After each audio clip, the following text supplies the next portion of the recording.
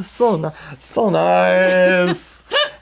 Hi, I'm Michael Redman. And I'm Kathryn Redman. And this is a half a bubble out autocomplete interview. Are you ready? I have to remember where I am. You don't look ready. Are you ready? I'm ready. Okay.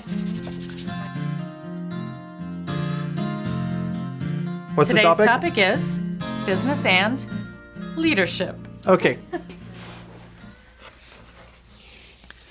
Why do leaders resist change? Change is scary. Change is hard. It requires a lot of energy to lead through it. Mm-hmm. And it's much easier to lead an organization that doesn't have a lot of change.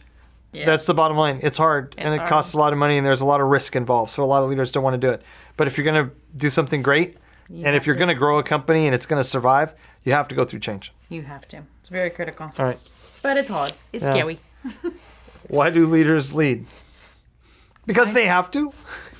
We have to. We don't have a choice. Why do leaders lead? It is what it is. It is what leaders it is. lead because they're leaders. Why do leaders need to be effective communicators? Oh, goodness sakes alive. If you're leading, but nobody's following you, they call it a walk. Just going for a stroll. You're just going for a stroll. You're not leading. You're just in a leadership position and nobody's following you. If you want people to follow you and stay engaged to support you and to accomplish something greater than you can do on your own, because that's why you're leading people, then you need to be a phenomenal communicator so that they're all doing what they're supposed to be doing. They all know where they're going. So we all pull in the same direction and we all know what our roles are. And without good communication, that doesn't happen and people make a lot of mistakes and it can be really frustrating.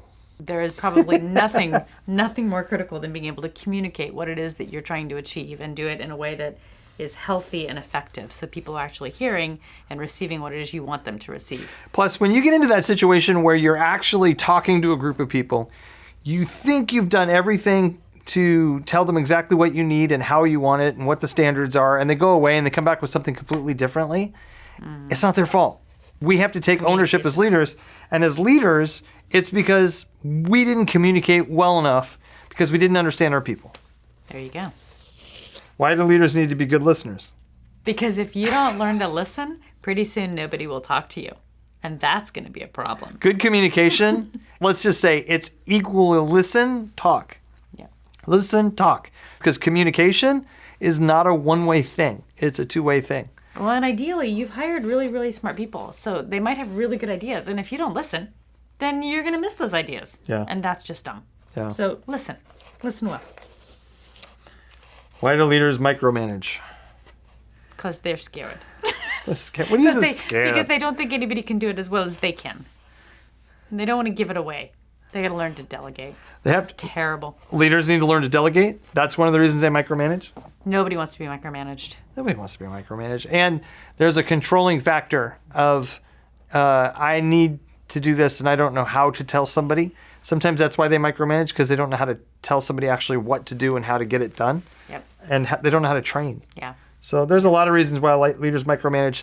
I would say the big three reasons are they micromanage because they're afraid, or they're trying to protect themselves, or they're just in a compliance mode.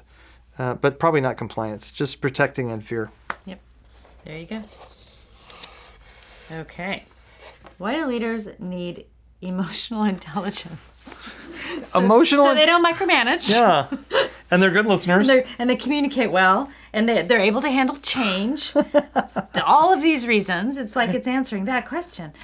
Emotional intelligence. Remember, emotional intelligence, while we talk about it a lot, not everybody knows how to define it. Emotional intelligence is half understanding other people's emotions and knowing how to integrate with those and communicate with those and manage those, and knowing and being self-aware. The other half is self-aware of your own emotions and being able to manage those. So you have to know your own emotions and manage them. And then you have to be able to socially be aware of other people and how do you interact with them. That's emotional intelligence.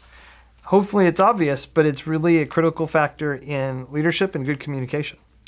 Indeed it is. Well said.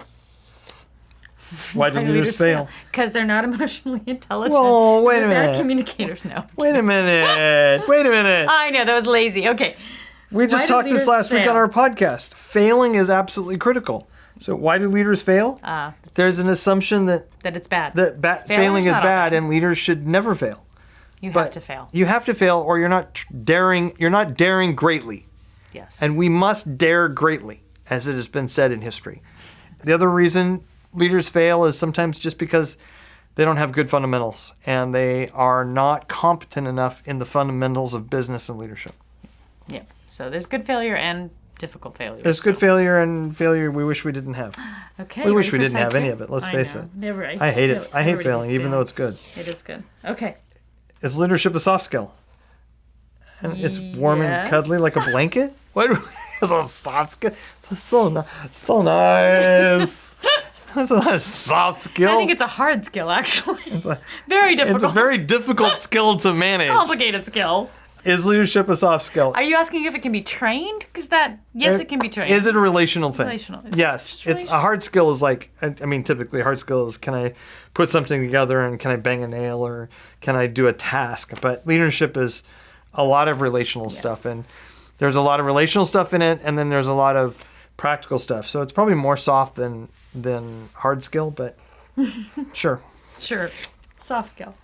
Is leadership a character trait? No. I don't think so. What do you think? You don't think you're born with some leadership skills? Like there's just some innate, inherent people who are just born to lead, even though it has to be developed. But you don't think that some people have it? I mean, I guess you could label character trait like they stutter. It's a character trait of them. Or they are, but I think even then they're dishonest or they. Now that's what I think of character trait. Okay. What do you think of a character trait as? No, I mean, okay, I can go there. There are think leaders. I think there are leaders who have good character and bad character. True. So how is it a character trait? Fair. Okay. That's my theory. Okay. You know So what? There is not time enough in this video to debate this. The question. We're just gonna let him have that The one. question is a fallacy. We're letting him have that one. Okay.